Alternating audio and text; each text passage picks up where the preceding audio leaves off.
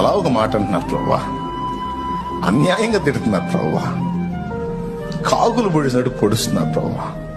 నేనేం చేశాను తండ్రి? నేను చేసిన అన్యాయం ఏంటి తండ్రి? నేను చేసిన దుర్మార్గం.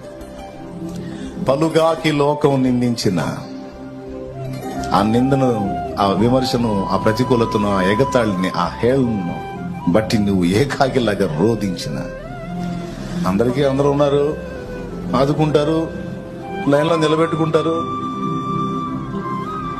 నాకెవరున్నారు నన్ను ఆదరించడానికి? నాకేముంది? నాకేం దిక్క? నాకేమన్నా ఆదరించే వాళ్ళు ఉన్నారా? నా దగ్గర ఓపిక ఉన్నప్పుడు తిన్నారు, నా దగ్గర ఉన్ని పొందుకున్నారు. ఇప్పుడు నన్ను ఏకాకిం చేశారు. నాకెవరు ఉన్నారు?